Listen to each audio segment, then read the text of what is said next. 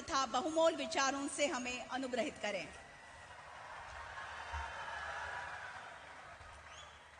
मुंबई आणि मुंबई उपनगरातून मोठ्या संख्येने उपस्थित सर्वांना माझा नमस्कार। आज का दिन मुंबई और महाराष्ट्र के साथ ही विकसित भारत के संकल्प के लिए बहुत बड़ा, बहुत ऐतिहासिक है। आज विकास का ये उत्सव भले ही मुंबई में हो रहा है, लेकिन इस पर पूरे देश की नजर है। आज दुनिया के सबसे बड़े सी ब्रिज में से एक ये विशाल अटल सेतु देश को मिला है। ये हमारे उस संकल्प का भी प्रमाण है कि भारत के विकास के लिए हम समंदर से भी टकरा सकते हैं, लहरों को भी चीर सकते हैं। आज का ये कार्यक्रम संकल्प से सिद्धि का भी प्रमाण है। मैं 24 दिसंबर 2016 का दिन नहीं भूल सकता, जब मैं Mumbai trans harbour link Atal Setu के शिलान्यास के लिए यहां आया था। तब मैंने छत्रपति शिवाजी महाराज को नमन करते हुए कहा था कि लिख कर रखिए, देश बदलेगा भी और देश बढ़ेगा भी। जिस व्यवस्था में सालों साल काम लटकाने की आदत पड़ गई थी, उससे देशवासियों को कोई उम्मीद बची नहीं थी। लोग सोचते थे कि उनके जीते जी बड़े प्रोजेक्ट पूरे हो जाएं, ये मुश्किल ही है। और इसलिए मैंने कहा था, लिख कर रखिए, देश बदलेगा और जरूर बदलेगा। ये तब मोदी की गारंटी थी। और आज मैं छत्रपति शिवाजी महाराज को फिर नमन करते हुए, मुम्बरा देवी को नमन करते हुए, सिद्धि विनायक जी को प्रणाम करते हुए ये अटल सेतु मुंबईकरों को, देश के लोगों को समर्पित कर रहा हूं। कोरोना के महासंकट के बावजूद मुंबई ट्रांस हार्बर लिंक का काम बहुत पूरा होना बहुत बड़ी उपलब्धि है। हमारे लिए शिलान्यास, भूमि पूजन, उद्घाटन और लोकार्पण सिर्फ एक दिन का कार्यक्रम भर नहीं होता।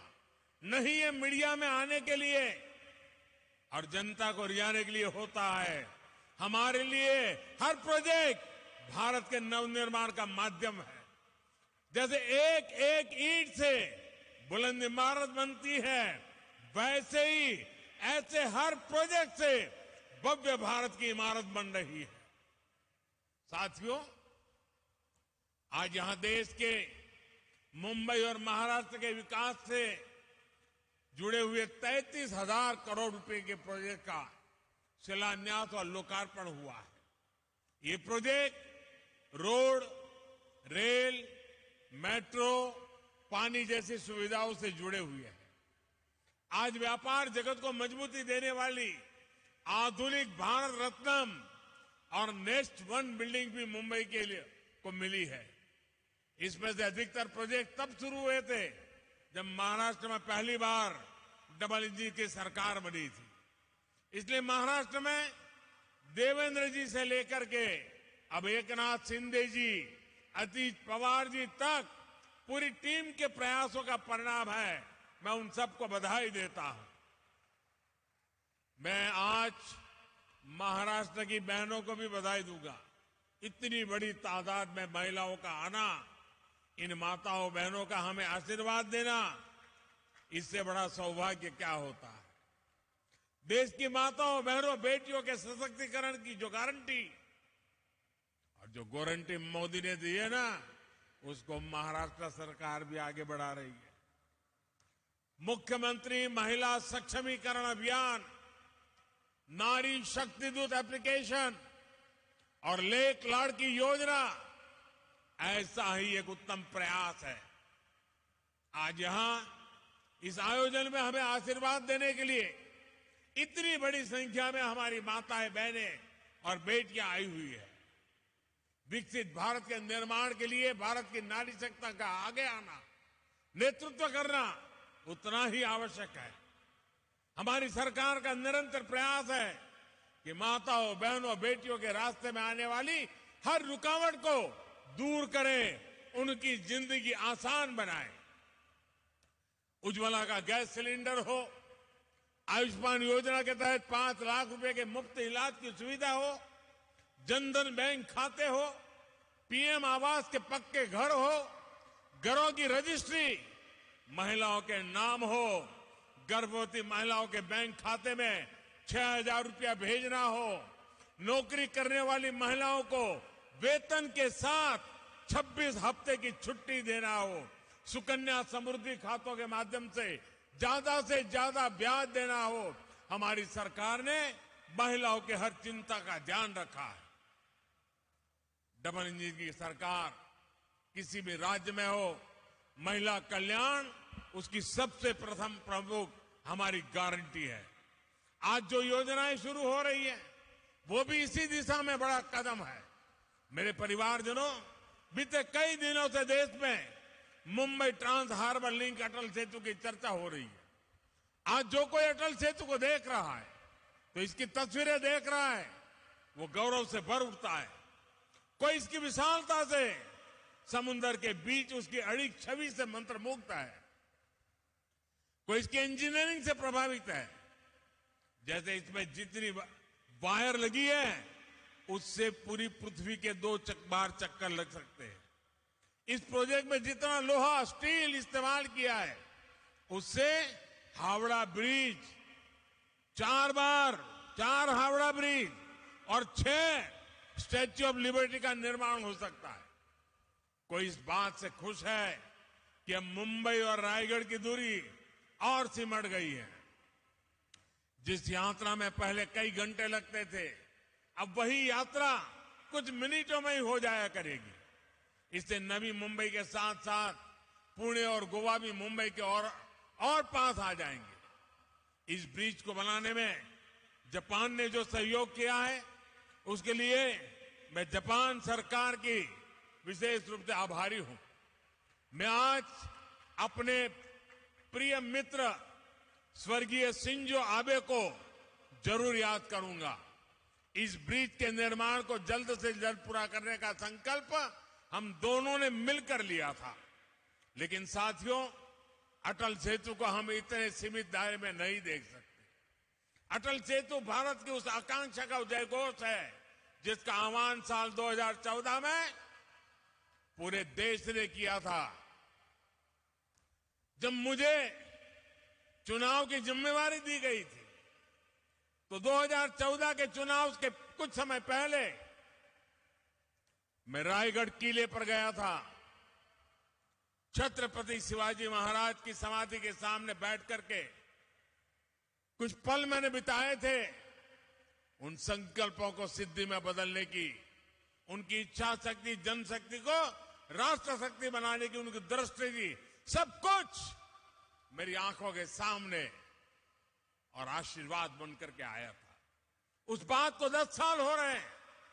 इन 10 वर्षों में देश ने अपने सपनों को सच होते देखा है, अपने संकल्पों को सिद्धियों में बदलते हुए देखा है। अटल सेतु इसी भावना का प्रतिबिंब है। युवा साथियों के लिए यह नया विश्वास लेकर आ रहा है। उनके बेहतर भविष्य का रास्ता अटल सेतु जैसे आधुनिक इंफ्रास्ट्रक्चर से होकर ही गुजरता है। अटल सेतु विकसित भारत की तस्वीर है। विकसित भारत कैसा होने वाला है उसकी एक झलक है। विकसित भारत में सबके लिए सुविधा होगी, सबकी समृद्धि होगी, गति होगी, प्रगति होगी। विकसित भारत में दूरियां सिमटेगी, देश का कोना कोना जुड़ेगा। जीवन हो या आजीविका, सब कुछ निरंतर बिना रुकावट के चलेगा। यही तो अटल सेतु का संदेश है। मेरे परिवारजनों, बीते 10 वर्षों में भारत बदल गया है। इसकी चर्चा खूब होती है। बदले हुए भारत की तस्वीर तब और साफ हो जाती है जब हम 10 वर्ष के पहले भारत को याद करते हैं, 10 साल पहले हजारों लाखों करोड़ रुपए के मेगा स्कैम्स की चर्चा होती थी। आज हजारों करोड़ रुपए के मेगा प्रोजेक्ट के पूरे होने की चर्चा होती है। सुशासन का एक संकल्प देश भर में दिख रहा है। देश ने नॉर्थ ईस्ट में भूपेन हजारिका सेतु और बोगीबील ब्रिज जैसे मेगा प्रोजेक्ट पूरे होते देखा है। आज अटल टनल और चेनाब ब्रिज जैसे प्रोजेक्ट की चर्चा होती है। आज एक के बाद एक बनते एक्सप्रेसवे की चर्चा होती है। आज हम भारत में आधुनिक और भव्य रेलवे स्टेशन बनते देख रहे हैं। ईस्टर्न और वेस्टर्न फ्रेट कॉरिडोर रेलवे की तस्वीर बदलने वाले हैं। वंदे भारत, नमो भारत, अमृत भारत ट्रेनों सामान्य जन के सफर को आसान और आधुनिक बना रही है। आज हर कुछ सप्ताह में देश किसी न किसी कोने में नए एयरपोर्ट का लोकार्पण होता है। साथियों, यही मुंबई में, महाराष्ट्र में इन वर्षों में अनेक मेगा प्रोजेक्ट या तो पूरे हो चुके हैं या फिर बहुत जल्द पूरे होने वाले। पिछले साल ही बाला साहब ठाकरे समृद्धि महामार्ग का लोकार्पण हुआ। नवी मुंबई एयरपोर्ट और कोस्टल रोड प्रोजेक्ट पर भी तेजी से काम चल रहा है। कोस्टल रोड प्रोजेक्ट से मुंबई महानगर की कनेक्टिविटी का कायाकल्प होने जा रहा है। ऑरेंज गेट, ईस्टर्न फ्रीवे और मरीन ड्राइव की अंडरग्राउंड टनल कनेक्टिविटी मुंबई शहर में ईज ऑफ ट्रैवल बनाएगी। आने वाले कुछ सालों में ही मुंबई को पहली बुलेट ट्रेन भी मिलने वाली है। दिल्ली मुंबई इकोनॉमिक कॉरिडोर महाराष्ट्र को मध्य भारत और उत्तर भारत से जोड़ने जा रहा है। महाराष्ट्र को तेलंगाना, छत्तीसगढ़ और अन्य पड़ोसी राज्यों से जोड़ने के लिए ट्रांसमिशन लाइन नेटवर्क बिछाया जा रहा है। इसके अलावा ऑयल और गैस पाइपलाइन हो, औरंगाबाद इंडस्ट्रियल सिटी हो, नवी मुंबई एयरपोर्ट हो, शैलेंद्र बिडकिन इंडस्ट्रियल पार्क हो, ये बड़ी परियोजनाएं महाराष्ट्र की अर्थव्यवस्था को नई गति देने वाली है। मेरे परिवारजनों, आज पूरा देश प्रत्यक्ष देख रहा है कि टैक्स पेयर का पैसा किस तरह देश के विकास लग रहा है। लेकिन देश पर दशकों तक शासन करने वालों ने देश का समय और टैक्स पेयर का पैसा दोनों ही की परवाह नहीं की है। इसलिए पहले के दौर में कोई प्रोजेक्ट या तो जमीन पर उतरता ही नहीं था या फिर दशकों तक लटका रहता था। महाराष्ट्र तो ऐसे अनेक प्रोजेक्ट का साक्षी रहा है। नीलवंडे डैम का काम 5 दशक पहले शुरू हुआ था, इसे हमारी सरकार ने पूरा किया। उरण खारकों पर रेल लाइन पर भी लगभग 30 दशक पहले काम शुरू हुआ था, ये डबल इंजन की सरकार ने पूरा किया है। नवी मुंबई मेट्रो प्रोजेक्ट भी लंबे समय तक लटका रहा। यहां डबल इंजन की सरकार बनने के बाद हमने इसे गति दी और अब पहला चरण पूरा हो चुका। ये जो अटल सेतु आज हमें मिला है, इसकी प्लानिंग भी कई सालों पहले चल रही थी। यानी मुंबई के लिए इसकी जरूरत सबसे अनुभव की जा रही थी, लेकिन इसे पूरा करने का सौभाग्य हमें मिला। और आप याद रखिए, बांद्रा वर्ली सी लिंक प्रोजेक्ट अटल सेतु से करीब 5 गुना छोटा है। 5 गुना छोटा है। पहले की सरकार में उसको बनते बनते 10 साल से ज्यादा लगे थे और बजट 4-5 गुना अधिक बढ़ गया था। ये तब सरकार चला रहे लोगों के काम करने का तरीका था। साथियों, अटल सेतु जैसे इंफ्रास्ट्रक्चर प्रोजेक्ट सिर्फ सुविधा ही नहीं देते बल्कि रोजगार के भी बहुत बड़े साधन होते। इसके निर्माण के दौरान मेरे करीब 17,000 मजदूर भाई बहनों और 1,500 इंजीनियर्स को सीधा रोजगार मिला। इसके अलावा ट्रांसपोर्ट से जुड़े कारोबार, निर्माण से जुड़े दूसरे बिजनेस में जो रोजगार मिला वो अलग है। अब ये इस पूरे क्षेत्र में हर प्रकार के बिजनेस को बल देगा। Ease of doing business, ease of doing life, इसके लिए बढ़ाएगा। मेरे परिवारजनों, आज भारत का विकास 2 पट्टियों पर एक साथ हो रहा है। आज एक तरफ गरीब का जीवन बेहतर बनाने के लिए महाअभियान है, तो दूसरी तरफ देश के कोने कोने में चल रही महापरियोजनाएं। हम अटल पेंशन योजना भी चला रहे हैं और अटल सेतु भी बना रहे हैं। हम आयुष्मान भारत योजना भी चला रहे हैं और वंदे भारत, अमृत भारत ट्रेन भी बना रहे हैं। हम पीएम किसान सम्मान निधि भी दे रहे हैं और पीएम गति शक्ति भी बना रहे हैं। आज का भारत ये सब कुछ एक साथ कैसे कर पा रहा है? इसका जवाब है नियत और निष्ठा। हमारी सरकार की नियत साफ है। आज सरकार की निष्ठा सिर्फ और सिर्फ देश के प्रति और देशवासियों के प्रति है। और जैसी नियत होती है, जैसी निष्ठा होती है, वैसे ही नीति भी होती है और जैसी नीति होती है वैसी रीति भी होती है।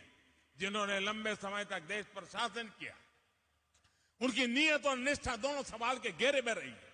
उनकी नीयत सिर्फ सत्ता हासिल करने की रही, वोट बैंक बनाने की रही, अपनी तिजोरियां भरने की रही।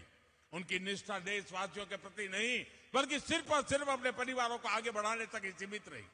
इसलिए वो न विकसित भारत के बारे में सोच सके, न आधुनिक इंफ्रास्ट्रक्चर को लक्ष्य बना सके। इससे देश का कितना नुकसान होता है ये जानना भी जरूरी है। मैं आपको एक आंकड़ा देता हूं। 2014 से पहले के 10 सालों में इंफ्रास्ट्रक्चर के लिए सिर्फ 12 लाख करोड़ रुपए बजट दिया गया था, जबकि हमारी सरकार ने 10 वर्षों में हमने 44 लाख रुपए का बजट इंफ्रास्ट्रक्चर के लिए दिया है। तभी तो आज देश में इतने बड़े बड़े प्रोजेक्ट चल रहे हैं। महाराष्ट्र में ही केंद्र सरकार करीब 8 लाख करोड़ रुपए के इंफ्रास्ट्रक्चर प्रोजेक्ट या तो पूरा कर चुकी है या उन पर काम चल रहा है।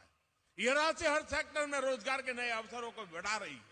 साथियों, हम आज देश के हर परिवार को बुनियादी सुविधाओं के सैचुरेशन यानी 100% कवरेज का मिशन लेकर चल रहे हैं।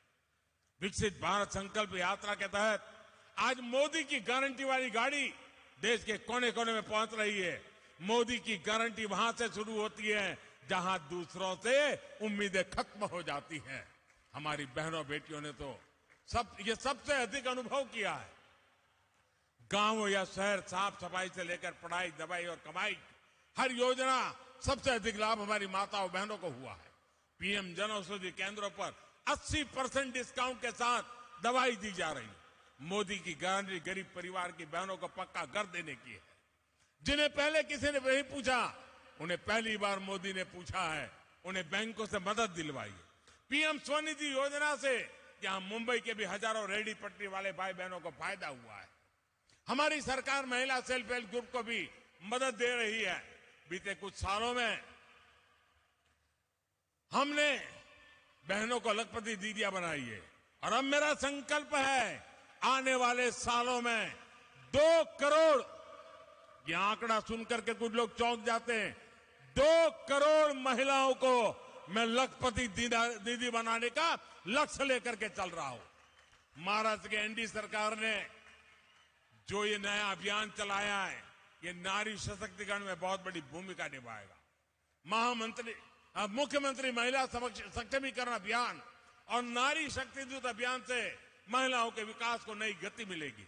मैं आपको विश्वास दिलाता हूं, डबल इंजन सरकार महाराष्ट्र के विकास के लिए ऐसे ही समर्पित भाव से काम करती रहेगी।